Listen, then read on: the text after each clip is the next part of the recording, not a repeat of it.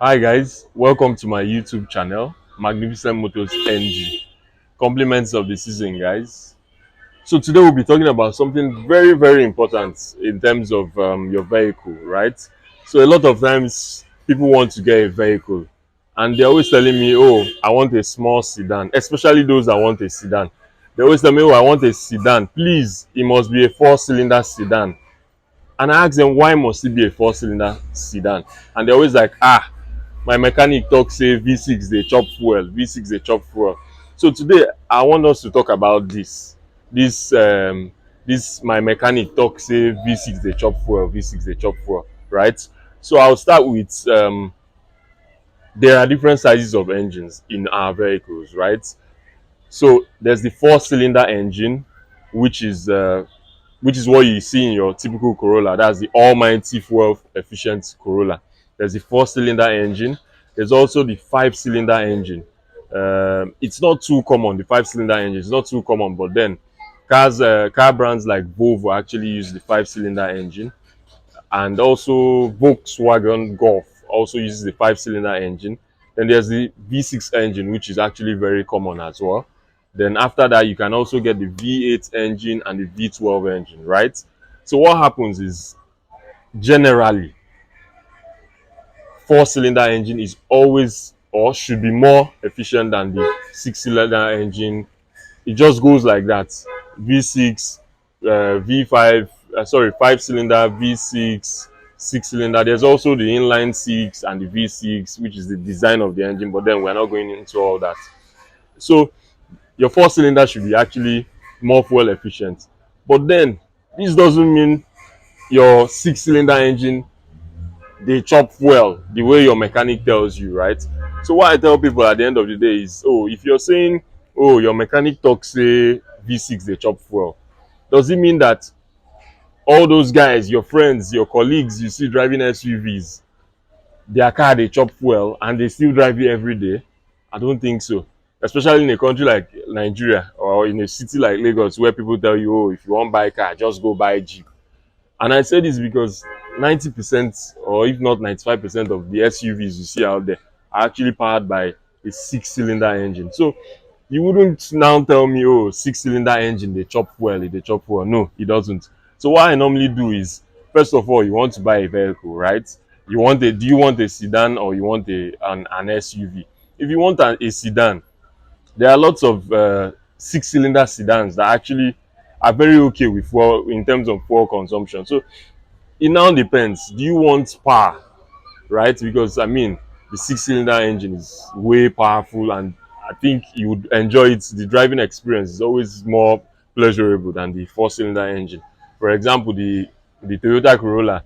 You know, when you're trying to overtake someone, maybe a sharp overtake, you have to step on it. Even when you step on the gas, you hear this, oh, like the car is struggling to, to actually overtake. But then in a six-cylinder, it's more powerful than the four-cylinder, right? Which still doesn't mean it consumes a whole lot of fuel. It's actually still efficient. For example, if you want to get a V6, sorry, a six-cylinder engine that's very efficient, you can get the Toyotas, your Toyota sedans, the Camrys, the Honda engines as well, the Honda Accords and the like. They're actually very fuel efficient. So, guys, please.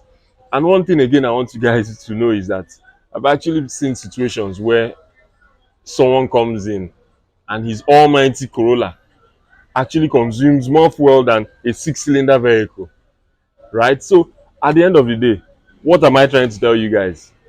These vehicles actually need maintenance, right? Because most times I see people, they have check engine lights on their six-cylinder vehicle. They have all forms of lights, hazard lights turned on their speed clock, and they are telling you, ah, this car they chop fuel, this car they chop fuel. Why won't it chop fuel? Have you actually gone to scan that vehicle to see, oh, what is the issue? Because most of the times, what actually makes these cars consume more than it should, most times, outside the fact that your vehicle doesn't have the catalyst intact, there are things called oxygen sensor or fuel ratio sensors. These things are actually in every vehicle: four-cylinder, six-cylinder, eight-cylinder, and these things actually help your car to be fuel efficient. And what I found out most of the time is when people come in and tell me, oh, their car if they chop fuel, if they chop fuel, is that these sensors are actually bad. Outside the fact that the catalyst is bad, these sensors are always bad in most of the vehicles. At least maybe 5 or 6 out of 10 of vehicles that I've actually checked for fuel consumption. So guys, I think what we should always look into is making sure that our car is maintained properly. If your car is maintained properly, trust me, it won't consume fuel the way you and your mechanic thinks it consumes fuel, and you enjoy that vehicle very well. You know, this little maintenance we always talk about, we always say maintenance, maintenance, but some people think it's an avenue for you to throw in money because they see their friend has been driving with check engine lights for the past 3 years, and nothing has happened, his car has not stopped. But then that guy has been driving with check engine light for the past 3 years. He's most likely spending more in fueling that car because of that check engine light that he doesn't want to resolve, you know. So guys, there are actually four-cylinder engines that would consume more fuel than that six-cylinder engine you're running away from, just because of these little faults here and there. So I'm here to tell you guys that six-cylinder engines don't actually consume fuel the way our mechanics make them look like, you understand. But then again, you still need to do your research, probably ask questions when you want to purchase a car, right? So the difference basically between the six-cylinder engines and the four-cylinder engines is, is mainly the power, right? So it has, the six-cylinder always have more horsepower than the four-cylinder engine, unless maybe the four-cylinder engine is a turbocharged engine, which is a different discussion entirely. But then what I tell people is you shouldn't be scared of buying a six-cylinder engine, right?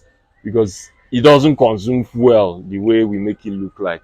So just do your research, ask questions, guys. There are a lot of guys out there that you can actually ask questions in terms of fuel efficiency, because I mean, almost every SUV out there uses a six-cylinder engine. So why would you be scared of driving a six-cylinder sedan, right? So guys, please do your research properly, and try not to try not to keep speaking with these roadside mechanics that don't even, they don't upgrade their knowledge on vehicles. They just want you to remain with the old way of doing things and all that. There are a lot of things you can do. You can always go to YouTube, you can always go to Google that vehicle you have in mind, right?